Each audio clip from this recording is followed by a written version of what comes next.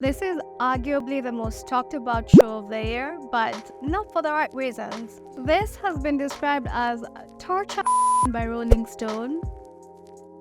The Telegraph described it as the worst show of the year. The Guardian labeled it as one of the worst programs ever made.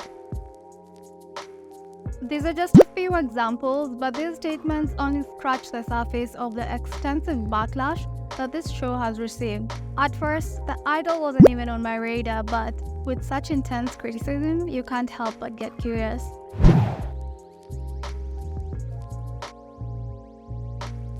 Hi, I'm Stacey and welcome to the channel.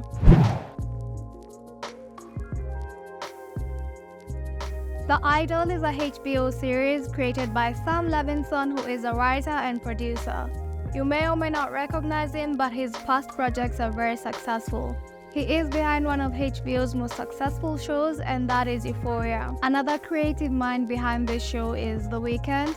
He is mostly known for his music, but it does seem like he is actively pursuing a career in the film industry. And the last person credited as one of the creators of the show is writer and producer Razor for him. In addition to those talented individuals, the cast also had a lot of star power. Just to name a few, we have Lily Rose Depp, daughter of Johnny Depp. The Weeknd also takes on an additional role as an actor.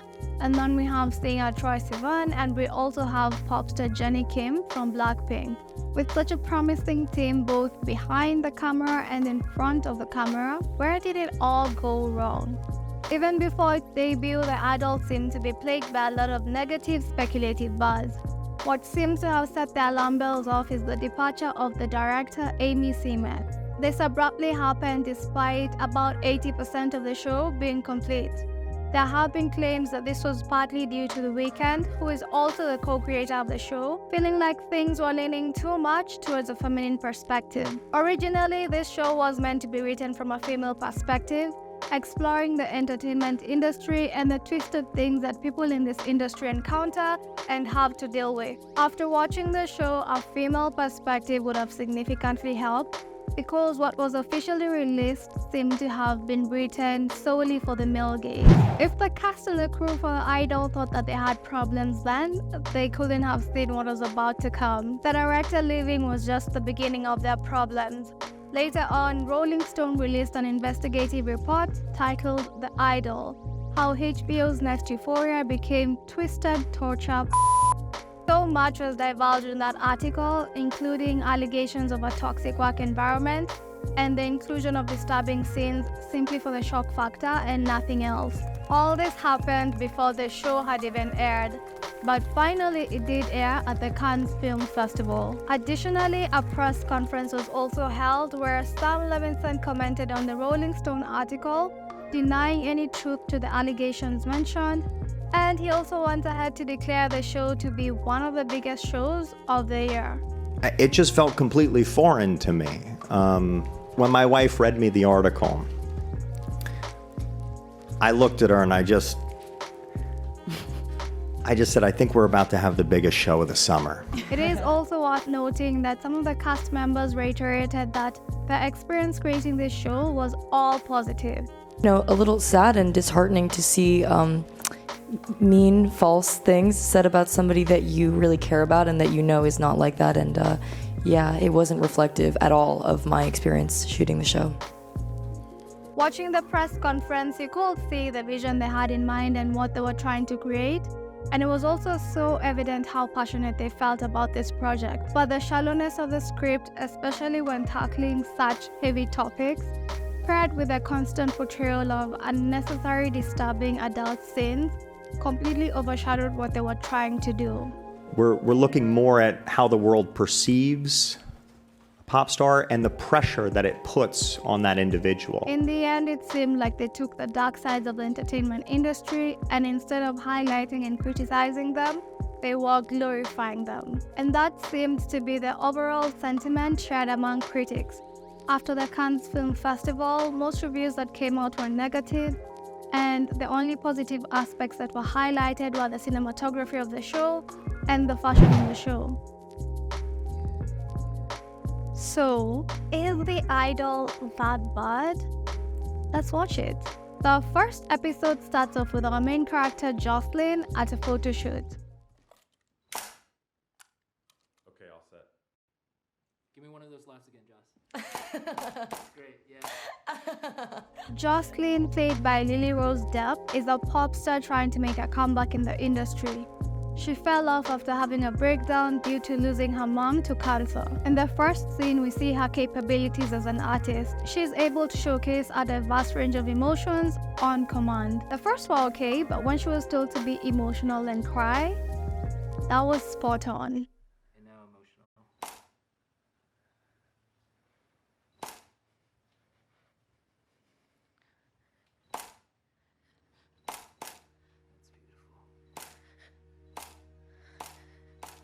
As the shoot continues, her team in the background discusses the message that these photos represent.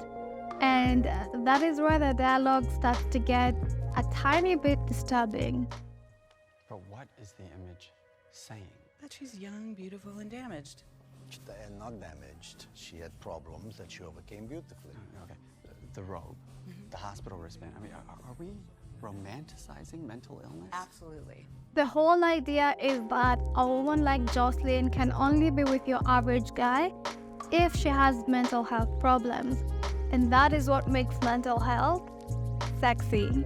Given the original intention of the show and seeing that this is just the first few minutes, you would still give it a chance. But if you think this was bad dialogue, worse is about to come. Anyway, as the shoot continues, two other things are happening. First is Jocelyn begins to show a bit too much, which raises our concern because it goes against her nudity rider agreement. Turns out, in the entertainment industry, performers usually have a clause that details the boundaries of what they are willing to do. So even though Jocelyn is willingly showcasing herself, there is still a breach of that contract. And when this guy tries to ensure things are upheld, Haim, Jocelyn's manager, locks him in a bathroom and continues with the shoot. The second thing that is happening is a compromising photo of Jocelyn has just been leaked. We see many situations where the team discusses and tries to figure out what to do. But throughout, they do avoid telling Jocelyn what's going on. In many situations, they straight out lie to her and tell her that everything is okay. After the shoot, Jocelyn has dance rehearsals for her upcoming music video. And that is where we see the first cameo of Jennie from Blackpink. She plays Diane, one of Jocelyn's backup dancers, and let me tell you, we are reminded why she is a K-pop star. I can't show that clip because there are a lot of suggestive dance moves, but the song though, the song is kind of a vibe. Yes, the lyrics are shallow, but it's still kinda catchy. Only after Jocelyn has finished her work for the day does her team tell her what's going on regarding the photo. This is everywhere? Yeah. At this point, we get a clear view of what the power dynamics are in this situation. At the end of the day, she goes to the club with Diane, and this is where we meet the Weeknd's character, Tedros. Tedros is a club owner and he is also in talent acquisition. That ridiculous hair alone is enough to tell you that this is a sketchy guy. But Jocelyn hangs out with him anyway. They talk about music and she shares that she doesn't like the music she's about to release.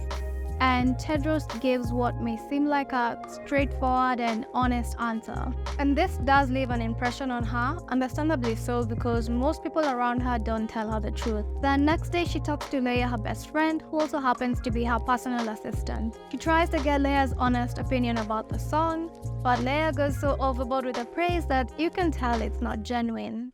It's good. It's like really good. This is when Jocelyn thinks about Tedros and decides to invite him to her house. And the dialogue that followed this is something that I had to replay just to confirm that I had what I had. I hate his vibe. Really? Yes! What's wrong with him? He's so rapey. Yeah, I kind of like that about him. When you see such a part, this is where a female perspective might have been very helpful, because who is going to resonate or connect with any of this? But even forget about the female perspective, just on a human level, like, how can you write this dialogue and think, yeah, that's like the perfect way to phrase it? That's like a normal thing to say. Which normal character thinks to themselves, yeah, this is the stance I take when it comes to And right here, it does make sense why critics were saying it turned into something that was sort of glorifying the whole thing that they set out to criticize. Anyway, so Tedros goes to her house, and this scene, the first time I saw it, I was like, did I accidentally switch to a supernatural show, or what is happening?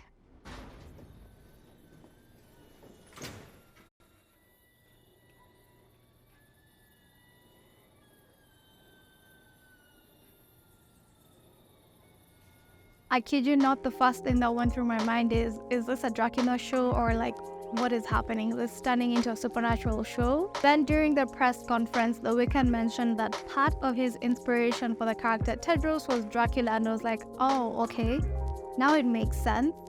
It doesn't make sense in the show because it looks so out of place, but it makes sense how this scene came to be. If it wasn't clear how creepy Tedros is when he goes into Jocelyn's house, he starts sniffing the pillows. Like, who does that?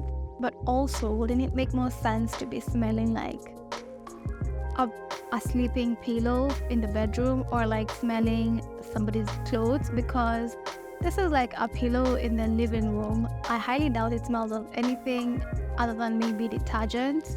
As he waits, he starts practicing how he's gonna say hi to Jocelyn when she comes downstairs. Hello, Angel. Hello, Angel.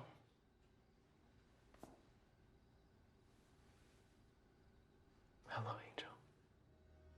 There has been a lot of talk of The Weeknd being a bad actor, but I don't think his acting is that bad. Tedros is meant to be a creepy guy full of red flags and just somebody you should stay away from, and so far I think he's delivering on all that.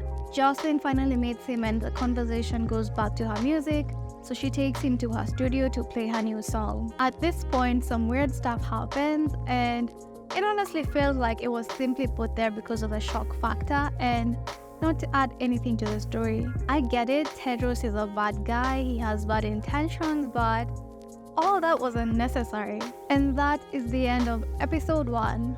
Not much has happened aside from the photo shoot, the photo scandal, and meeting Tedros. But through all that, we haven't even gotten any kind of inclination as to what kind of character Jocelyn is. The storyline is not really clear, or like what exactly is happening is not really clear.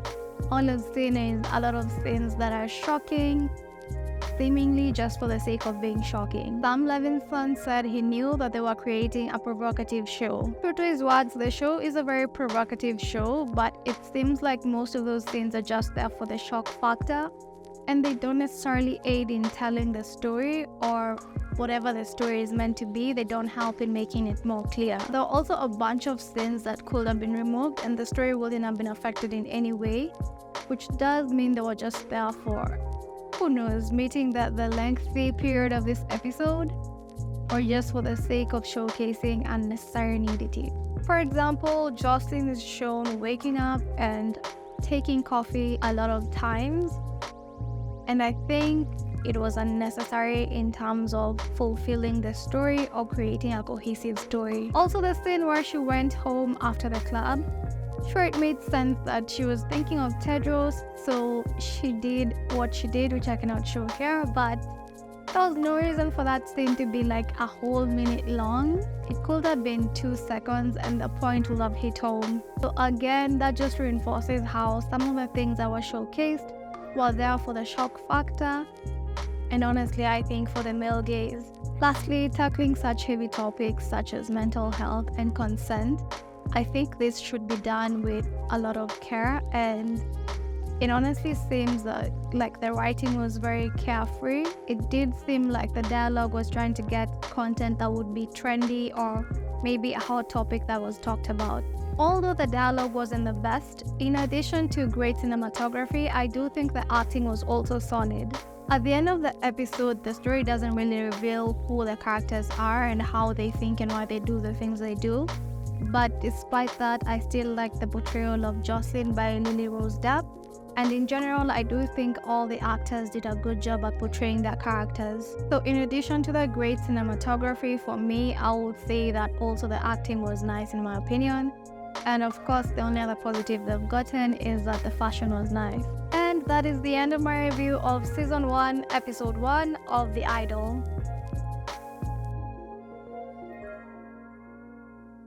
Thank you so much for watching. Make sure you give this video a thumbs up, subscribe to my channel if you haven't, and leave me a comment below.